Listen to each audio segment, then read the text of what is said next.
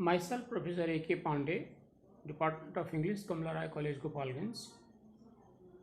I am going to talk on phonetic transcription prescribed in the first part of BA Honors English first paper.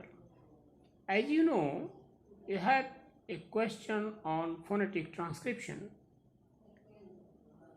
The basic thing about phonetic transcription is that it is basically a linguistic aspect in which you have to study. You know, you can divide grammar in 4 parts for the sake of study: orthography, etymology, syntax, and prosody. Talking of orthography, it deals with the letters and sounds also.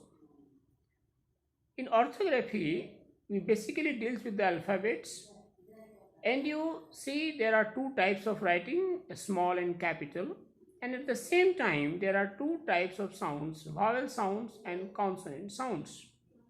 Vowel sounds are the sounds which don't take any structure in the mouth or in the organs of speech, but a consonant sound needs a structure in the organs of speech. Now, with the as you know, there are 5 vowels and 21 consonants in the written form, but when we speak English, when we talk of the phonetic transcription, when we talk of the sound system of English language, there are 20 vowels and 24 consonants. These 20 vowels and 24 consonants have some specific sound pronunciations, and by doing so, you can understand poetry better, you can analyze poetry better, and moreover, the technique of taking phonetic transcription through these items is quite necessary. I am talking only the basic things. I am not going in detail of the things which are in the higher education, but talking of the undergraduate students at the primary level, you can think of 20 vowels and 24 consonants here only. These vowel and consonant sounds make a syllable. Syllable is the smallest unit of sound. Primarily, a consonant contains 1 vowel sound. That is the primary requirement. And a vowel sound as a nucleus may contain 3 consonant sounds prior to that vowel and 4 consonants after that also. For example, if I say go, G-O, then I say stay, S-T-A, stay, then I say strike, S-T-R-I. So there are 3 consonants here, and so are the 4th. Now the basic thing is, when we get all these things in poetry, we have to count the syllables.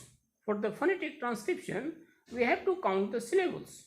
So it is better to count the syllables from the end.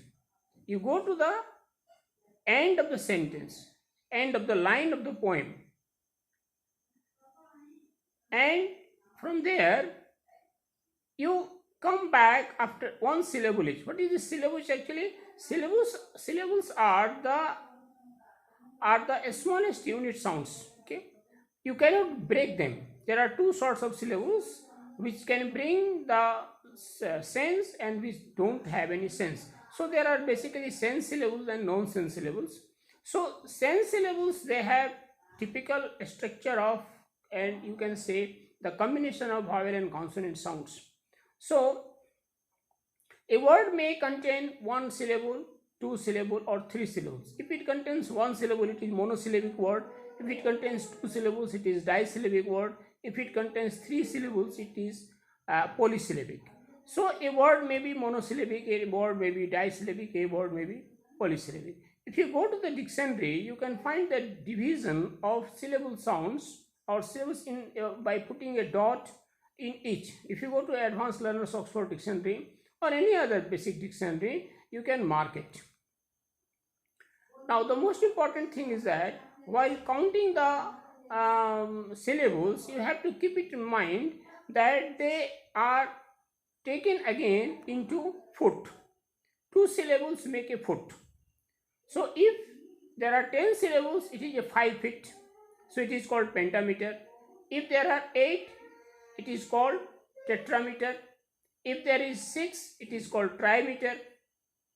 And similarly, 90% of English poems, they have pentameters.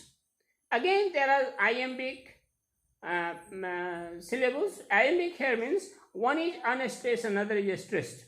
It is all things, these things make the beauty of the sound system of English poetry. And by understanding the division of the syllables, we can understand the meaning to some extent, and by the lyrical quality of the poem, we can go to the extent of living of the technique, how we can get it. Now, so once you count the syllables, you try to divide them into foot. 1 foot, 2 foot, 3 foot, 4 foot. And then you can mark it. If it is unstressed and stressed syllable, so it is called iambic. And so you can say the lines the lines in the poem, you take any line, and then say the line has pentameter, that is 10 syllables, and it is iambic pentameter, means it is unstressed and stressed syllables. For the timing, this is enough for you. In my next talk, I will discuss on the other aspects of phonetic sounds like cacophonic, sonorous, as you have questioned in my WhatsApp group. Then I will also discuss how the meaning is very, very important when we relate it to the sound. Thank you.